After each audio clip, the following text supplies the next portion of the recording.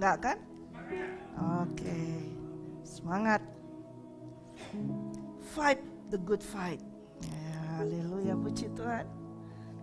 Saudara sudah mendengarkan banyak sekali tentang fight the good fight daripada hamba-hamba Tuhan yang sudah menyampaikan firman Tuhan. Dan selama bulan September, ya, saudara sudah mengalami fight the good fight. Amin. Haleluya, puji Tuhan. Ya, hari ini kita akan menerima tentang firman ini. Yang besok minggu mungkin ada tema baru, tetapi bukan berarti berakhir ya. Yang belum mengalami fight nanti akan tetap terus fight. Dan kita pun yang sudah mengalami fight akan terus mengalami fight terus, gak pernah berakhir. Amin. Oleh karena itu jangan di skip, jangan dilupakan firman Tuhan ini. Saudara, kalau kita baca, saudara pasti, saya percaya saudara sudah membaca semua firman Tuhan ini ya. Apalagi kita sering ada di live ministry ya, kita sering baca firman Tuhan seperti itu. Dan baru-baru ini kita membaca tentang raja-raja semuanya ya. Dan kita sering baca ada raja-raja yang mengawalinya dengan baik, tapi mengakhirinya dengan jelek ya. Startnya good, but endingnya bad ya. Tapi ada juga yang startnya jelek, endingnya baik ya. Ada juga yang startnya baik, endingnya baik. Tapi ada juga yang startnya juga jelek, endingnya juga jelek juga ya, ada ya. Kenapa mereka mengalami hal-hal seperti itu di perjanjian lama? Karena memang pada saat di perjanjian lama itu Roh Kudus belum dicurahkan sepenuhnya kepada setiap orang. Hanya orang-orang tertentu saja. Sedangkan untuk masuk dalam suatu pertarungan atau pertandingan dengan baik dan mengakhiri dengan baik, tidak ada yang bisa tanpa Roh Kudus. Jadi kalau di raja-raja itu mereka kita baca semuanya, ada yang endingnya gak baik. Karena memang Roh Kudus belum dicurahkan secara sepenuhnya. Namun ketika Roh Kudus sudah dicurahkan secara sepenuhnya, ketika hari Pentakosta ya, kalau saudara baca di Kisah Rasul semuanya, awal dari para rasul-rasul itu jelek semua saudara. Awalnya jelek semua. Kita tahu yang terkenal yang sudah kita baca berkali-kali ya, Petrus. Awalin dengan apa? Nyangkal Tuhan. Berapa kali dia menyangkal Tuhan? Tiga kali. Belum lagi dia pernah dihardik Tuhan ya, karena dia mau aja dia dipakai oleh iblis untuk menghalangi jalannya Tuhan. Sebentar dia katakan engkau adalah anak Allah. Tapi kemudian balik ketika Yesus menyampaikan bahwa Mesias akan menderita, akan mati. Dia balik badan, tidak akan terjadi. Hal itu tidak akan diizinkan oleh Allah Bapa. Dan Yesus langsung menghadiknya, kenyalah engkau iblis. Kenapa bisa begitu Petrus? Karena dia belum menerima curahan kuasa daripada Roh Kudus. Mereka mengalami hal tersebut, ada jatuh bangunnya. Tapi ketika Roh Kudus dicurahkan, dan sejak Roh Kudus dicurahkan kepada para rasul semuanya, startnya jelek, tapi mereka semua mengakhirinya dengan good ending. Amin. Nah kita pun juga, kita masuk dalam tahun rahmat Tuhan, amin. Roh Kudus sudah dicurahkan ya. Maka ketika kita masuk di dalam fight the good fight, percaya bahwa Roh Kudus sudah dicurahkan dan masuk di dalam saudara dan di dalam saya dan di atas kita, kuasanya sudah dicurahkan. Maka kita pun dapat melakukan fight the good fight itu. Amin. Mungkin start kita jelek. Saya mengalaminya. Saya mengawali kehidupan saya dengan jelek. Walaupun pernah dari baik. Dari kecil udah dibawa oleh orang tua saya ke gereja. Tapi di tengah perjalanan saya jatuh lagi. Sampai kemudian Roh Kuduslah yang memenuhi, yang mengurapi, sehingga membuat start baru lagi. Tapi tetap dari start yang jelek. Tapi saya belum ending. Sebentar lagi end. Sebentar lagi end. Dan saya percaya saya akan mengakhirinya dengan baik. Karena ada Roh Kudus di dalam saya. Roh Kudus yang memampukan saya. Ya. Kalau kita baca di Kisah Rasul, ya, para rasul itu kemudian penuh dengan Roh Allah. Mereka penuh dengan Roh Allah sehingga mereka melakukan pekerjaan Tuhan luar biasa. Ya.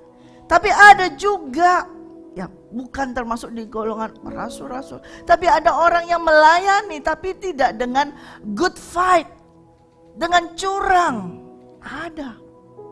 Ada banyak yang kelihatannya melayani, kelihatannya melakukan pekerjaan yang baik untuk orang lain, untuk Tuhan, tapi dengan curang. Nah, akhir-akhir ini juga ada, saudara. Malah lebih banyak lagi di akhir zaman ini. Orang melayani Tuhan dengan curang. Ya, banyak sekali. Coba salah satunya kita baca terlebih dahulu, nanti ini hanya sekedar running kita lihat ini. Di dalam Kisah Rasul 8.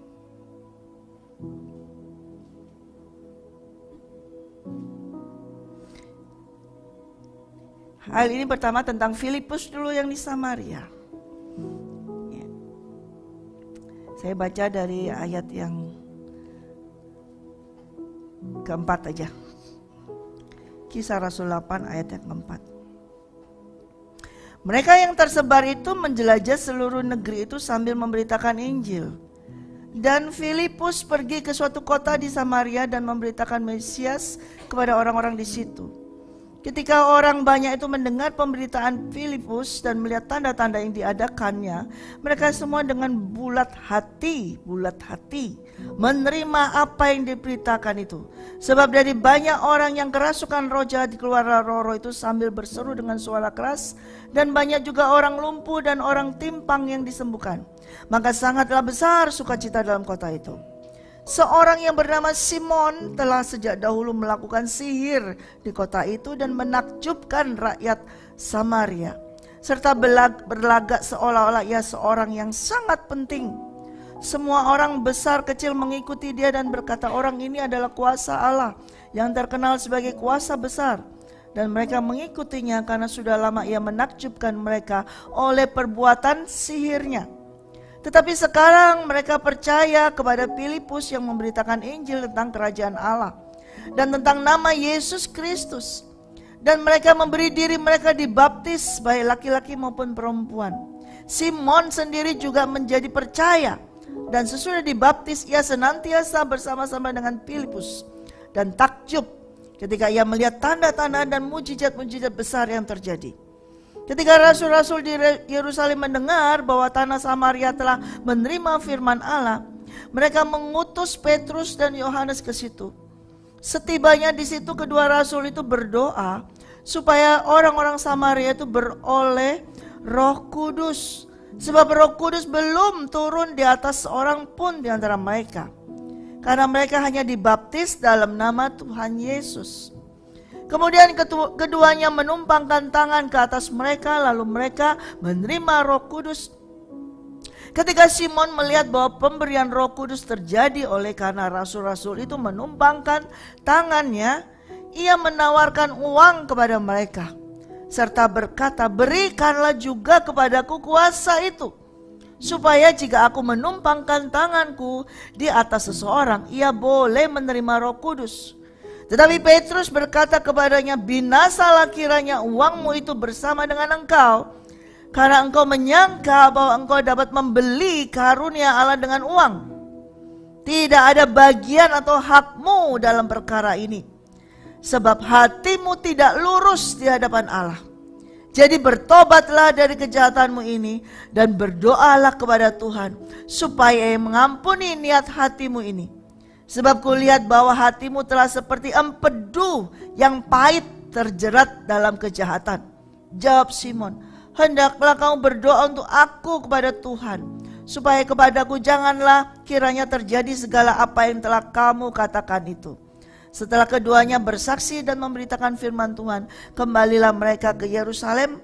Dalam perjalanan itu mereka memberitakan Injil dalam banyak kampung di Samaria. Ya.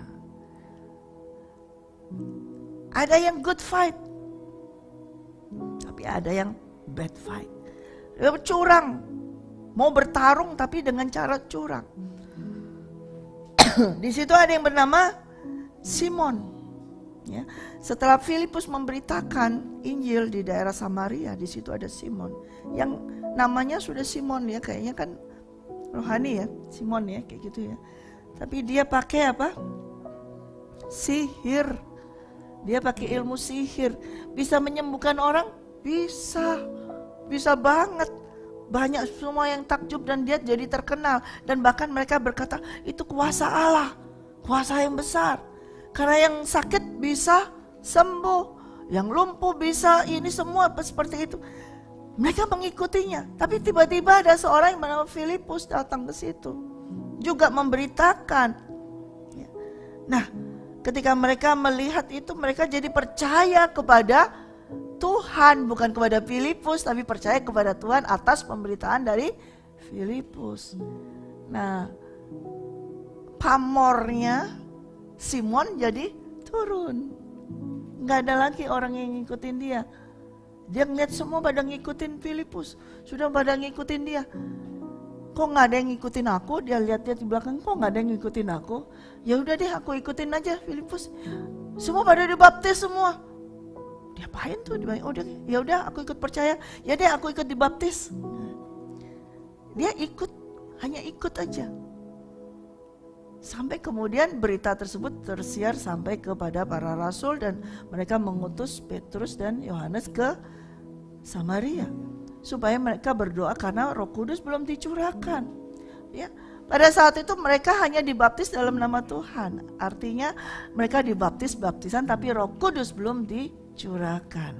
Dan ketika dia melihat Petrus dan Yohanes berdoa, mendoakan orang-orang itu semua dengan tumpang tangan, kemudian Roh Kudus turun, dia ngeliat, nih usaha baru nih, gue yang selama ini habis kantong gue kosong, ini usaha baru nih, kalau aku dapat itu kuasa, wah enak, bisa tumpang tangan, dapat lagi, balik lagi usahaku itu. Maka dia langsung pikir di sini otak, aku mau beli itu deh, aku mau beli itu, alatnya Petrus Yohanes mau aku beli. Toolsnya aku mau beli itu, supaya aku bisa good fight, supaya aku menang.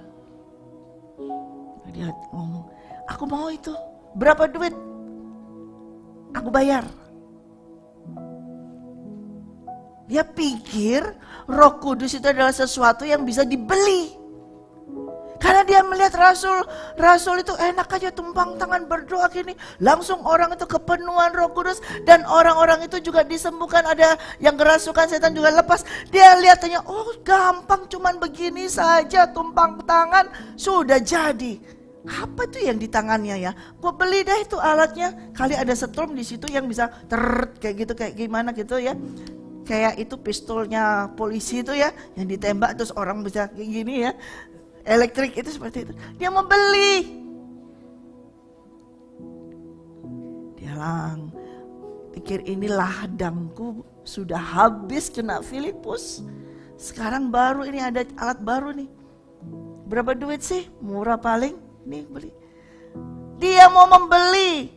Dan Petrus berkata kepadanya, binasalah kiranya uangmu itu dengan engkau, karena engkau menyangka bahwa engkau dapat membeli karunia Allah dengan uang.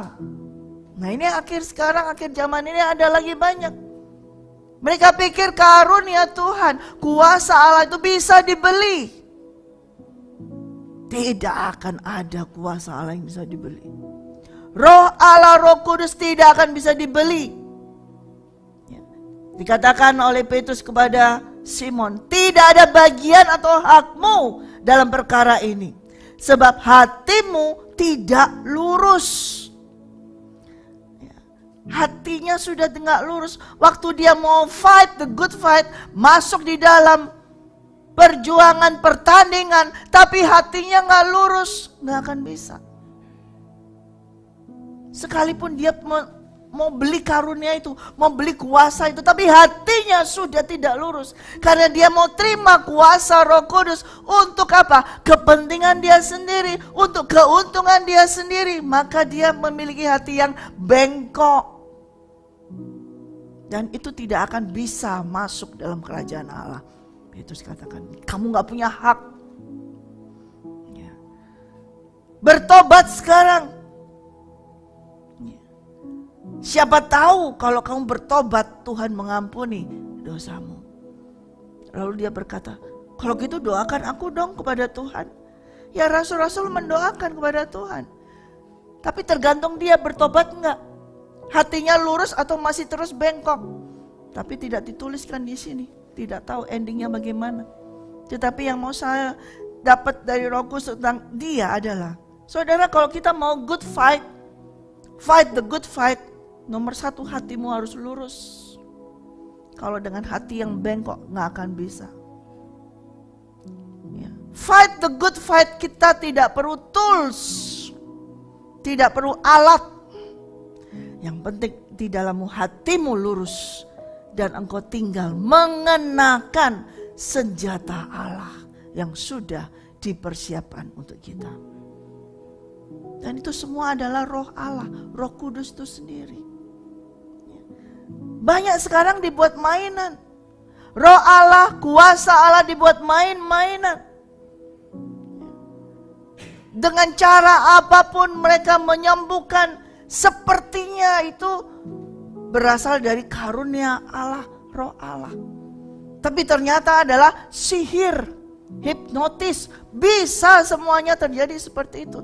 Ini sudah ada di perjanjian baru. Pasti sekarang ini lebih canggih lagi, saudara. Ya, lebih canggih lagi. Alasnya lebih canggih lagi. Ya kan? Saya sempat melihat itu ada gitu. Dia bisa pakai tangan, cuman orang bisa begitu, bagaimana gitu keluar atau bagaimana. Ya. Dan katanya, aku dibebaskan, aku dimerdekakan, aku kembali menjadi manusia baru lagi.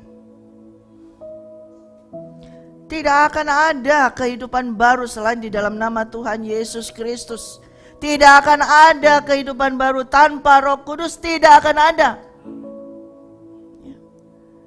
Nah, ini bukti bahwa ada orang yang mau melayani, tapi dengan curang. Kita mau, saudara, akhir zaman ini tetap saudara ada pertandingan. Dan engkau tidak boleh curang, saudara. Tidak boleh curang dan tidak akan bisa. Kalau kita bertanding dengan curang, gak akan sampai finish, gak akan. Hati sudah bengkok, sudah melirik yang lain. Hati yang sudah condong ke lain, condong ke uang, condong ke harta, gak akan bisa. Akan binasa dikatakan bersama dengan harta dan uang itu. Para rasul di sini banyak sekali, saudara. Ada yang good fight, tapi juga ada yang tidak baik. Kita lihat satu lagi.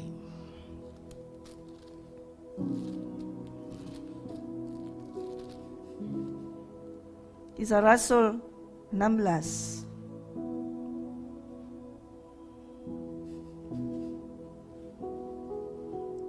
Ayat 13. Nah, di sini Paulus, nanti kita kembali lagi kepada Paulus.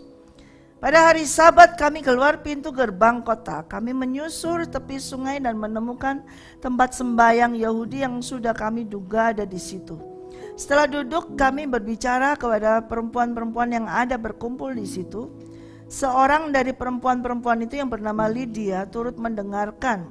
Ia seorang penjual kain ungu dari kota Tiatira yang beribadah kepada Allah. Tuhan membuka hatinya sehingga ia memperhatikan apa yang dikatakan oleh Paulus, sehingga ia dibaptis bersama-sama dengan seisi rumahnya. Ia mengajak kami, katanya, jika kamu berpendapat bahwa aku sungguh-sungguh percaya kepada Tuhan, marilah menumpang di rumahku. Ia mendesak sampai kami menerimanya. Pada suatu kali ketika kami pergi ke tempat sembahyang itu, kami bertemu dengan seorang hamba perempuan yang mempunyai roh tenung. Dengan tenungan-tenungannya tuan-tuannya memperoleh penghasilan besar. Ia mengikuti Paulus dan kami dari belakang sambil berseru, katanya, orang-orang ini adalah hamba Allah yang Maha Tinggi. Mereka memberitakan kepadamu jalan kepada keselamatan. Hal itu dilakukannya beberapa hari lamanya. Tetapi ketika Paulus tidak tahan lagi akan gangguan itu, ia berpaling dan berkata kepada roh itu, demi nama Yesus Kristus aku menyeru engkau keluar dari perempuan ini. Dan seketika itu juga keluarlah roh itu. Nah, pada saat itu Paulus ini yang terjadi. Dia ke kota Filipi. Kemudian di situ dia bertemu dengan ada seorang perempuan, ya, hamba perempuan di situ, ya, yang memiliki roh tenung yang dipakai bekerja di suatu ada suatu majikan, ya, yang memiliki mungkin banyak sekali hamba perempuan yang memiliki roh tenung, sehingga dengan tenungannya itu mereka melakukan mujizat-mujizat gitu ya, menurut mereka sembuh semua, dan dapat uang, jadi disetor kepada tuannya, begitu terus. Dan ketika itu dia melihat Paulus, roh iblis ini mengetahui bahwa ini Paulus, dan dia mengatakan hal yang salah? Enggak, hal yang benar yang disampaikan. Orang itu berseru bahwa orang-orang ini, rasul-rasul ini adalah hamba Allah yang Maha Tinggi. Mereka memberitakan kepadamu jalan kepada keselamatan. Salah enggak? Enggak. Ya. Kalau misalnya Rasul Paulus dengan para rasul yang lain, dan mereka tidak dikuasai dengan Roh Kudus, tidak dipenuhi dengan Roh Kudus, ketika dia mendengar sanjungan-sanjungan seperti ini kan menyanjung. Oh, ini loh orang yang hebat, ini yang luar biasa. Orang-orang ini hamba-hamba Allah. Nih, orang-orang ini, saudara semua ini hamba-hamba Allah yang Maha Tinggi. Mereka memberitakan kepadamu jalan kepada keselamatan. Kayaknya benar. Tapi ternyata itu adalah iblis.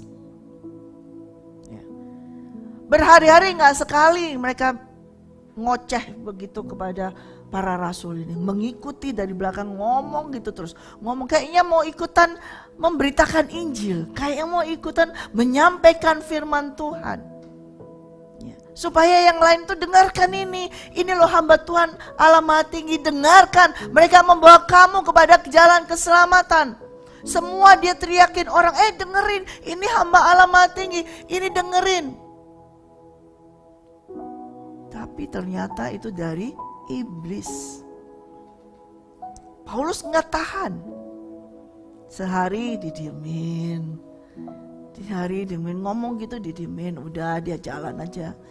Besok lagi gitu lagi, didiemin, terus 3 hari didiemin. Dan sampai akhirnya dia nggak tahan lagi dan dia balik menghardik. Demi nama Yesus Kristus aku menyuruh engkau keluar dari perempuan ini. Kok nggak dari pertama sih Paulus ngardiknya? Kenapa saudara? Dia tahu nggak kalau perempuan itu dirasuk, dikuasai oleh roh tenung? Tahu. Tapi kenapa dibiarin? Kenapa dibiarin? Ada yang bisa jawab? Pak Pendeta? Nih ayat 18. Hal itu dilakukannya beberapa hari lamanya. Kalau itu Pak Budi tahan gak Pak? Pak Budi tahu tuh bahwa itu adalah dari iblis. Tahan gak Pak? Tahan gak maksudnya?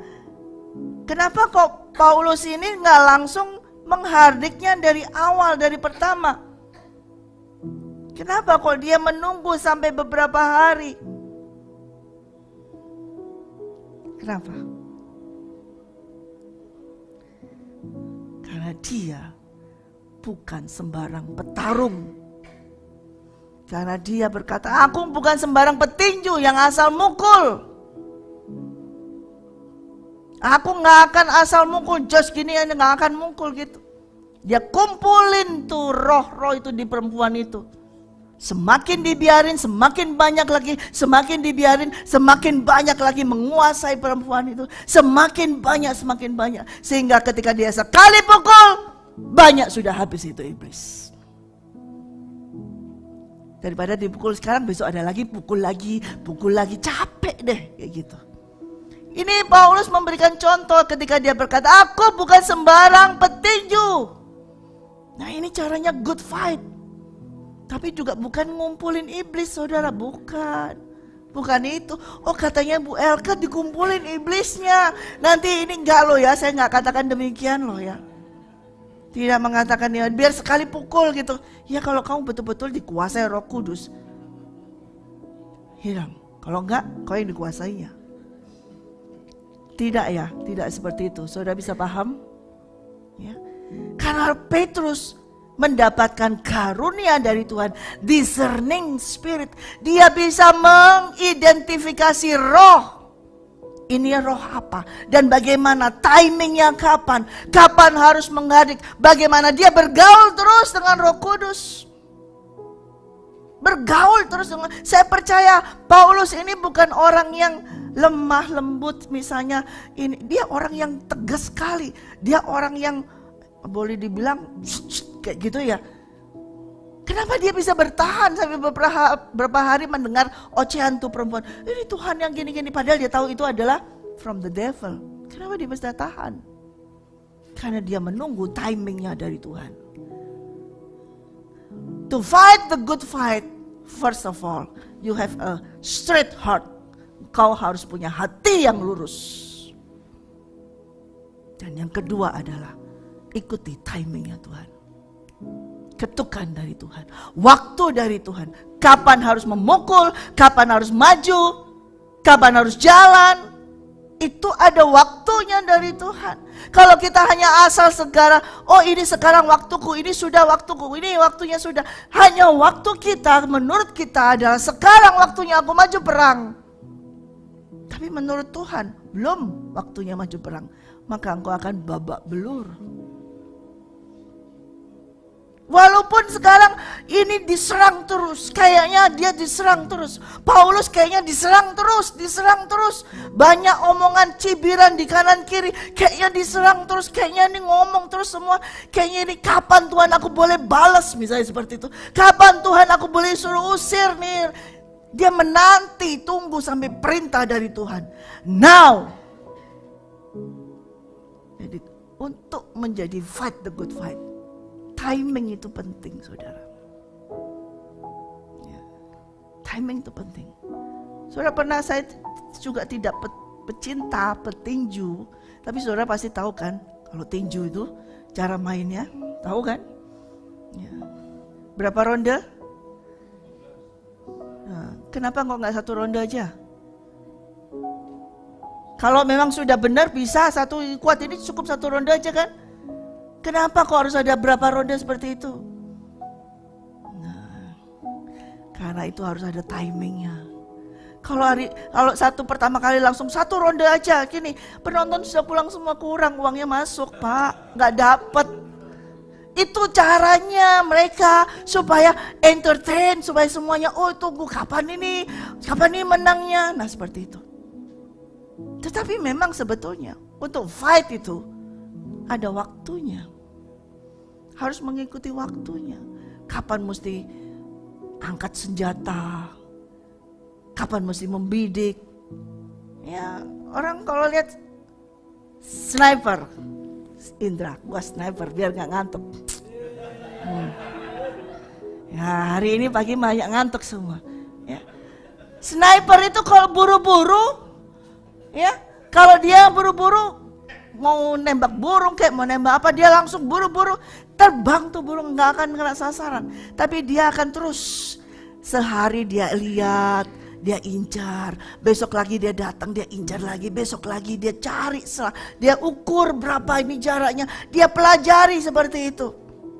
Sampai pada waktunya, sudah setting semua peralatan ini, dia tunggu, gak pindah-pindah, dia tunggu di situ dan dia tidak bergerak, dia tunggu sampai pada waktunya, cas, hanya sekali, tak, kena, itulah sniper. Tapi tunggu dia pelajari, dia lihat. Paulus juga demikian. Dia dengar dulu. Bukan dengar dari omongan iblis ini, dia dengar suara Tuhan dulu.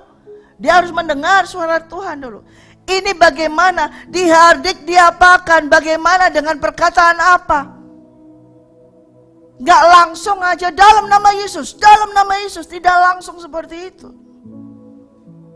Karena dia tidak mau memperkatakan nama Yesus dengan sembarang-sembarang.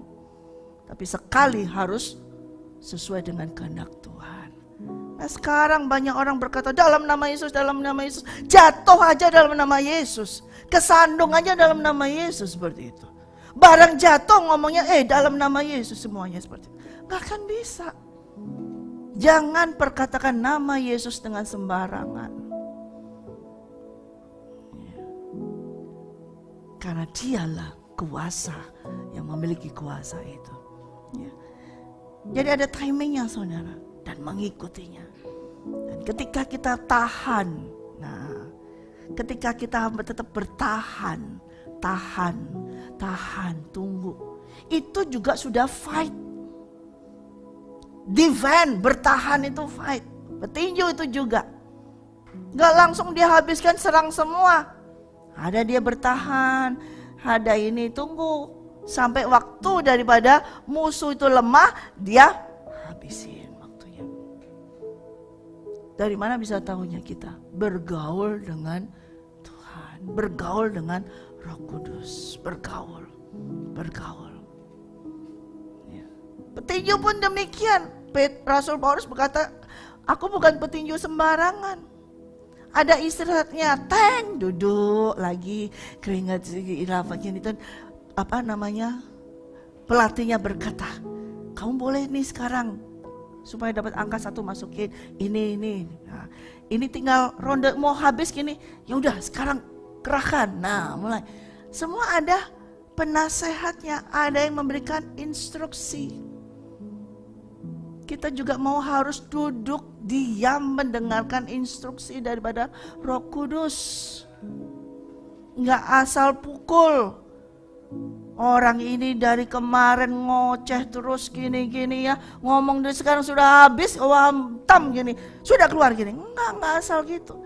Capek deh, saya sudah melayani gini, masih ada dikata-katain, langsung sekarang deh.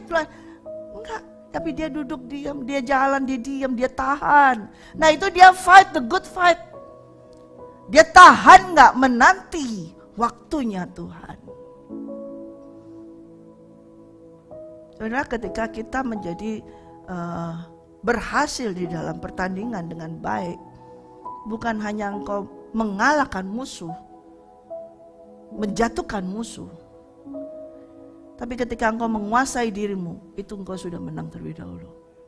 Kalau engkau tidak bisa menguasai dirimu, engkau akan kalah. Penguasaan diri itu penting. Ya, kemarin disampaikan David dan Andre tentang buah roh. Ya, diawali dengan kasih, dan terakhir ada penguasaan diri. Ya, saya sudah pernah sampaikan itu. Ya. Kasih yang terbesar dan penguasaan diri yang terbesar. Orang bisa memiliki segala sesuatu, karunia. Orang bisa memiliki hikmat. Orang bisa memiliki apa saja. Kalau ia tidak memiliki kasih, ia seperti apa? Tong kosong, nyaring bunyinya. Kalaupun dia memiliki kasih, tapi ia tidak bisa menguasai dirinya, dia juga akan hancur. Seperti siapa? Salomo.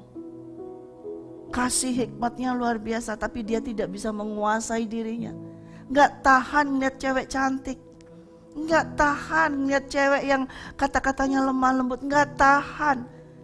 Dia paling gak tahan di hatinya, cintanya gak tahan dia. Gak bisa menguasai cintanya. Jatuh gara-gara jatuh cinta. Saudara jangan sampai jatuh gara-gara jatuh cinta. Sudah jatuh lagi, jangan deh. Ya. Karena gak tahan, gak bisa menguasainya. Saya ngelihat dari Rasul Paulus ini. Kalau kita ngelihat backgroundnya dia dulunya, dia adalah start dari yang jelek, bad start. Pemulaan dari kehidupannya ini jelek sekali. Coba kita buka mundur. Kisah Rasul 7. Ya, ayat 54. 54. Ketika anggota-anggota mahkamah agama itu mendengar semuanya itu, sangat tertusuk hati mereka. Maka mereka menyambutnya dengan gertakan gigi. Tetapi Stefanus yang penuh dengan Roh Kudus menatap ke langit, lalu melihat kemuliaan Allah dan Yesus berdiri di sebelah kanan Allah. Lalu katanya, sungguh aku melihat langit terbuka dan anak manusia berdiri di sebelah kanan Allah. Maka berteriak-teriaklah mereka dan sambil menutup telinga serentak menyerbu dia. Mereka menyeret dia keluar kota lalu melemparinya, dan saksi-saksi meletakkan jubah mereka di depan kaki seorang muda yang bernama Saulus. Sedang mereka melempari Stefanus, berdoa katanya, ya Tuhan Yesus, terimalah rohku. Sambil berlutut ia berseru dengan suara nyaring, Tuhan, janganlah tanggungkan dosa ini kepada mereka. Dan dengan berkata, sejak itu dia langsung kejar banyak orang untuk bunuh. Dia setuju tuh Stefanus dibunuh dan dia akan keliling kemana-mana untuk membunuh orang-orang yang percaya kepada Tuhan Yesus. Sampai akhirnya dia ditangkap oleh Tuhan Yesus sendiri. Permulaan yang jelek dari Rasul Paulus, seorang pembunuh ya. Tetapi dia mengakhirinya dengan luar biasa ya. Kita buka dalam 2 Timotius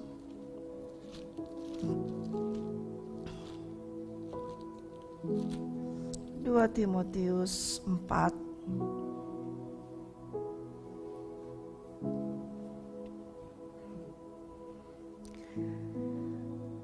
Di hadapan Allah dan Kristus Yesus yang akan menghakimi orang yang hidup dan yang mati, aku berpesan dengan sungguh-sungguh kepadamu demi pernyataannya dan demi kerajaannya. Beritakanlah firman, siap sedialah baik atau tidak baik waktunya, nyatakanlah apa yang salah, tegurlah dan nasihatilah dengan segala kesabaran dan pengajaran. Karena akan datang waktunya, orang tidak dapat lagi menerima ajaran sehat, tetapi mereka akan mengumpulkan guru-guru menurut kehendaknya untuk memuaskan keinginan telinganya. Mereka akan memalingkan telinganya dari kebenaran dan membukanya bagi dongeng. Tetapi kuasailah dirimu dalam segala hal. Sabarlah menderita. Lakukanlah pekerjaan pemberitaan Injil dan tunaikanlah tugas pelayananmu. Mengenai diriku, darahku sudah mulai dicurahkan sebagai persembahan, dan saat kematianku sudah dekat. Aku telah mengakhiri pertandingan yang baik, dan aku telah mencapai garis akhir, dan aku telah memelihara iman. Sekarang telah tersedia bagiku mahkota kebenaran yang akan dikaruniakannya kepadaku oleh Tuhan, Hakim yang adil pada harinya, tetapi bukan hanya kepadaku, melainkan juga kepada semua orang yang merindukan kedatangannya. Amin. Rasul Paulus bisa berkata mengenai aku, dia sampaikan kepada Timotius di sini. Dikasih nasihat Timotius, ya, anak rohaninya, disampaikan untuk memberitakan firman Tuhan dengan terus, walaupun waktunya siap nggak siap, ya, baik nggak baik, ini perkataan seperti itu ya, tetap nyatakanlah, tegurlah, nasihatilah dengan segala kesabaran. Sabar Bu Ratna. Karena akan datang waktunya orang tidak dapat lagi menerima ajaran sehat, tetapi mereka akan mengumpulkan guru-guru menurut kehendaknya untuk memuaskan telinga mereka. Mereka akan memalingkan telinga. Ini mulai, tapi dikatakan yang kelima, kuasailah dirimu dalam segala hal. Sabar menderita. Tunaikan segala tugas pelayananmu. Lalu dia katakan, kalau aku, diriku, darahku ini sudah mulai tercurah sebagai persembahan. Dan saat kematianku sudah dekat. Aku telah mengakhiri pertandingan yang baik. Aku telah mencapai garis akhir dan aku telah memelihara iman. Dia melihat siapa? Dia bisa bicara ini. Dia melihat Stefanus. Pada saat itu dia berdiri melihat Stefanus dirajam batu. Semua orang yang merajam Stefanus, jubahnya ditaruh di bawah kakinya Stefanus. Stefanus melihat aja, lihat gini.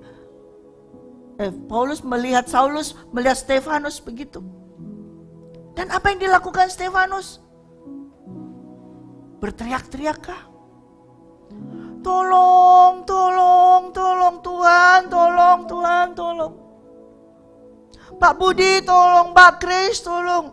Cari pendeta sana, tolong doakan saya, tolong ini, tolong saya. Stefanus mengakhiri pertandingannya dengan good fight.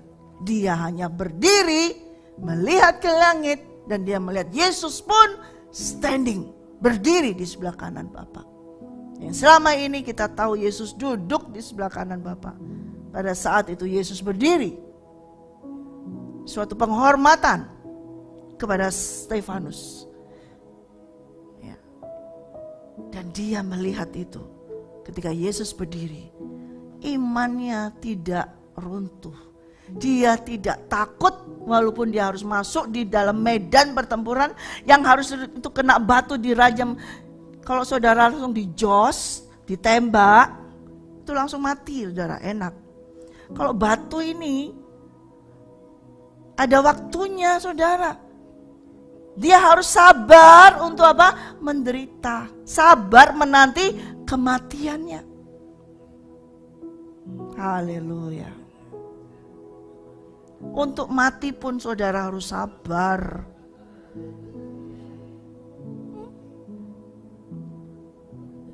Gak bisa, ada timingnya. Paulus belajar dari apa yang dia lihat. Stefanus buat mau mati aja dia harus tunggu sabar. Dan dia berkata, janganlah Bapak tanggungkan dosa ini kepada mereka. Dia melihat itu. Dan itu nancep di dia. Makanya dia sampaikan kepada anak rohaninya. Mengenai aku, karena dia sudah keliling dan dia juga masuk dalam penjara dan disiksa juga seperti itu. Darahku tuh sudah mulai dicurahkan sebagai persembahan. Dan saat kematianku sudah dekat. Tapi aku mengakhiri pertandingan dengan baik. Dan telah mencapai garis akhir. Dan aku telah memelihara iman. Dia melihat contoh dari Stefanus. Sampai akhir Stefanus tetap berdiri. Dan tidak goyah imannya. Nah itu pelajaran bagi dia. Sehingga dia bisa berkata, aku bisa seperti ini. Karena dia melihat contoh. Dia melihat. Waktu Tuhan Yesus dia gak melihat. Dia gak ada waktu Tuhan Yesus. Tapi ketika Stefanus ada, dia melihat contoh. Dan Stefanus berkata dengan lantang, aku melihat Yesus berdiri di sebelah kanan Bapa. Itu didengar oleh Saulus pada saat itu. Dan itu merupakan apa? Benih firman. Walaupun waktu terakhir yang dia katakan. Makanya dia berkata kepada Timotius, beritakan firman. Siap sedialah, baik atau tidak baik waktunya. Nyatakanlah Yang salah tegurlah, nasihatilah dengan segala kesabaran dan pengajaran. Saya percaya waktu dia melihat Stefanus, ketika Stefanus hanya berkata demikian, tapi itu sudah penginjilan, itu sudah pemberitaan firman Tuhan, itu sudah memberitakan tentang kerajaan Allah. Justru ketika dia saat terakhir yang mati, dia memberitakan kerajaan Allah. Dan satu-satunya masuk ke dalam Saulus. Ada benih yang ditanamkan oleh Roh Kudus yang ada di Stefanus kepada satu orang ini. Jadi kenapa ketika Tuhan pilih, ketika dia pergi semuanya, dan Saulus itu langsung berkata, Tuhan, dia bisa mengakui Tuhan. Karena sudah ada benih yang ditabur oleh Stefanus kepada Saulus saat itu. Dari seorang a good fighter. Kok bisa good, orang mati kok? Dilempari batu, good fighter dari mana? Karena dia tetap stand, dia tetap berdiri, the last stand. Dan imannya dia itu yang tetap berdiri, dia taburkan kepada seseorang yang saat itu menolak, mau menyuruh membunuh dia dan setuju.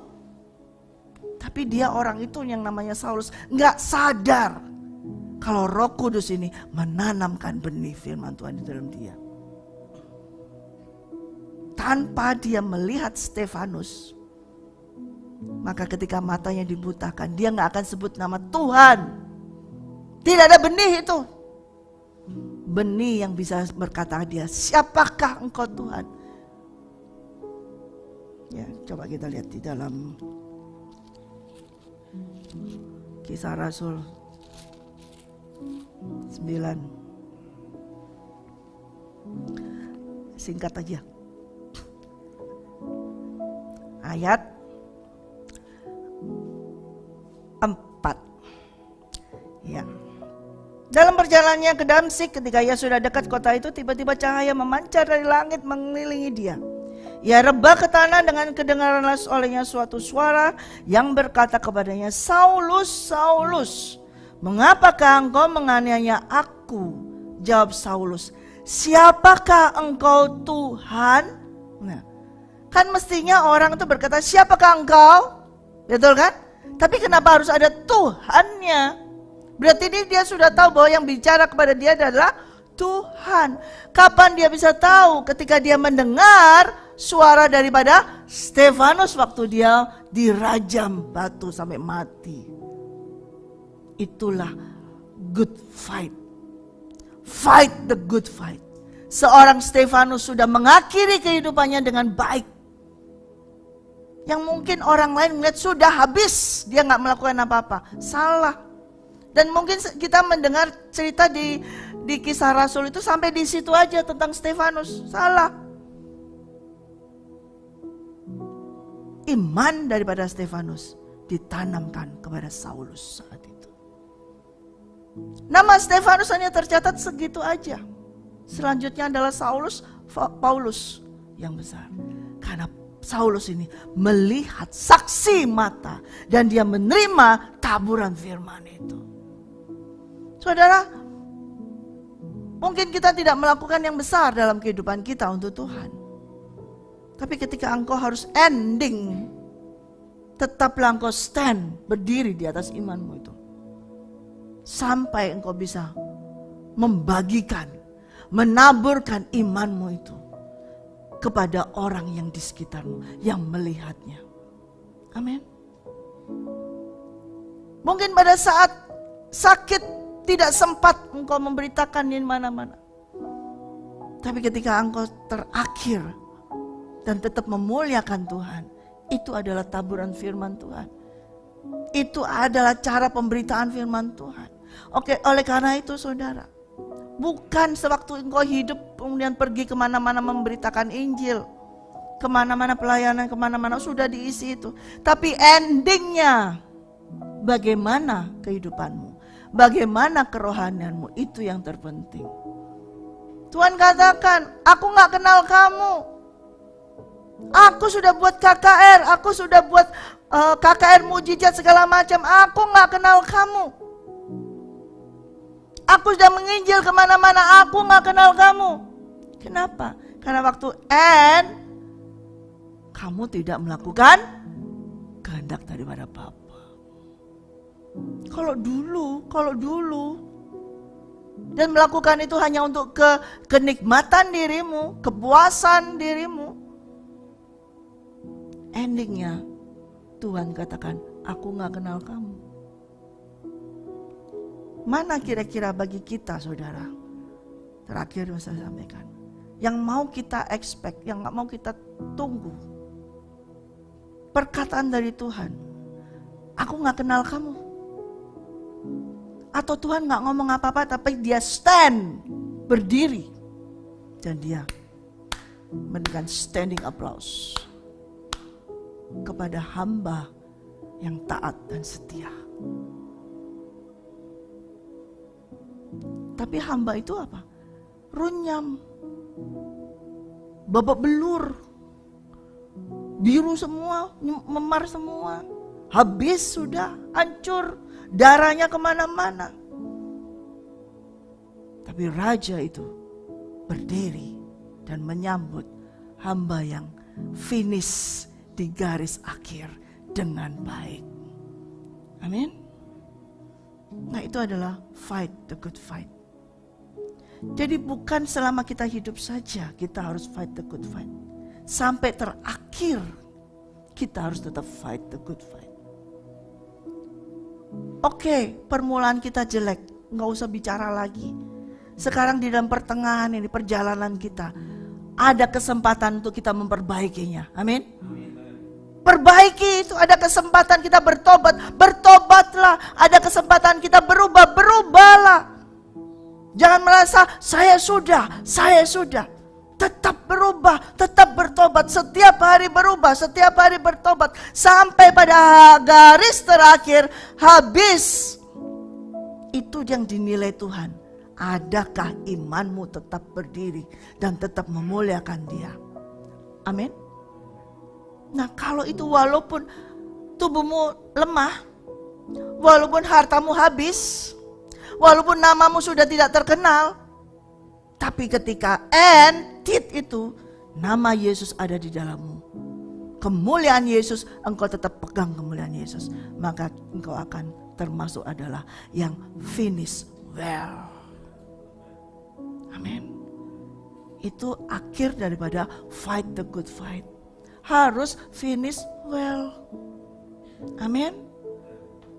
Itu yang harus kita fightkan sampai garis akhir. Ya. Finish well gak kita? Itu yang harus penting. Amin, saudara. Ya. Mari kita mau terus fight the good fight.